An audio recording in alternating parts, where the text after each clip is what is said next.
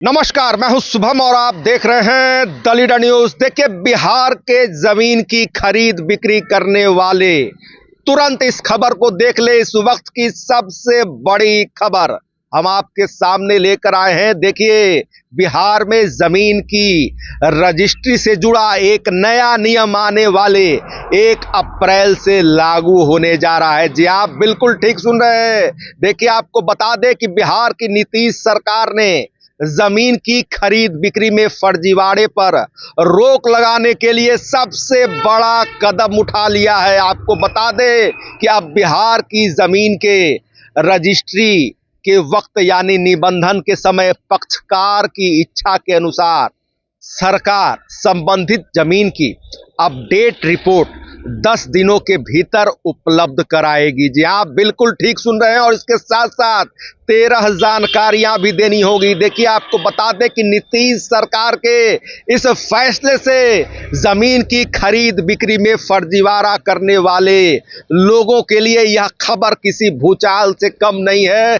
पूरी खबर हम आपको विस्तार से बताने जा रहे हैं इस विशेष रिपोर्ट में, जिसे जानने के लिए कृपया दिल थाम कर बैठिएगा। आप अगर इस चैनल पर न्यू सब्सक्राइबर हैं तो हमारा आपसे करबद्ध आग्रह है, इसे लाइक शेयर सब्सक्राइब और फॉलो करना न भूलें। आइए पूरी खबर को समझते हैं विस्तार से। देखिए, जमीन की खरीद बिक्री में फर्जीवाड़े पर रोक लगाने के लिए राज्य सरकार ने बड़ा कदम उठाया है। अब जमीन की रजिस्ट्री यानी निबंधन के समय पक्षकार की इच्छा के अनुसार सरकार संबंधित जमीन की अपडेटेड रिपोर्ट 10 दिनों के अंदर उपलब्ध कराएगी। इस रिपोर्ट के आधार पर संतुष्ट होकर पक्षकार निबंधन करा सकेगा। नए वित्तीय वर्ष 2026 से 2027 से रैयती भूमि पर यह सुविधा मिलने लगेगी। आपको बता दें कि बीते सोमवार को मद्य निषेध उत्पाद एवं निबंधन विभाग और राजस्व एवं भूमि सुधार विभाग ने इससे संबंधित संयुक्त आदेश जारी किया है। राज्य के सभी समाहर्ता को इस आदेश का अनुपालन करने का निर्देश दिया गया है। राज्य सरकार ने 7 निश्चय के तहत सबका सम्मान जीवन आसान के तहत निबंधन की प्रक्रिया को सरल और पारदर्शी बनाने के लिए यह निर्णय लिया है। आदेश में कहा गया है कि भूमि के निबंधन और दाखिल खारिज यानी कि म्यूटेशन अत्यंत महत्वपूर्ण कार्य है। यह तथ्य संज्ञान में आया है कि जमीन की पूरी जानकारी के अभाव में कई बार अंतरन जमीन का निबंधन हो जाता है, जिससे अनावश्यक विवाद होता है। ऐसे में निबंधन के समय पक्षकार अगर चाहे तो उनको संबंधित भूमि के बारे में आधिकारिक रूप से अपडेट जानकारी उपलब्ध कराई जाएगी। अब देखिए, आपको बता दें कि ज़मीन की अपडेट जानकारी लेने के लिए क्रेता या विक्रेता को ई निबंधन पोर्टल पर अपना अकाउंट बनाकर लॉगिन करना होगा।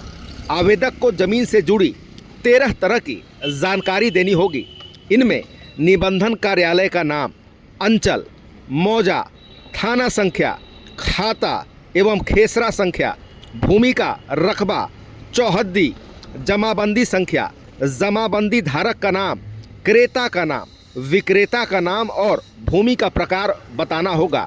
दस्तावेज के निबंधन से पूर्व आवेदक के पास विकल्प होगा कि वह जमीन के बारे में अपडेट जानकारी प्राप्त करना चाहता है या नहीं।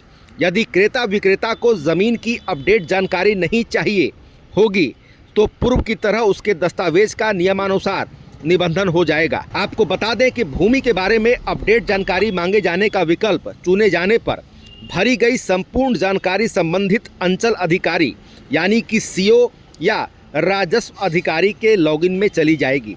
इसकी सूचना अंचलाधिकारी एवं राजस्व पदाधिकारी के साथ आवेदक को भी SMS के जरिए दी जाएगी।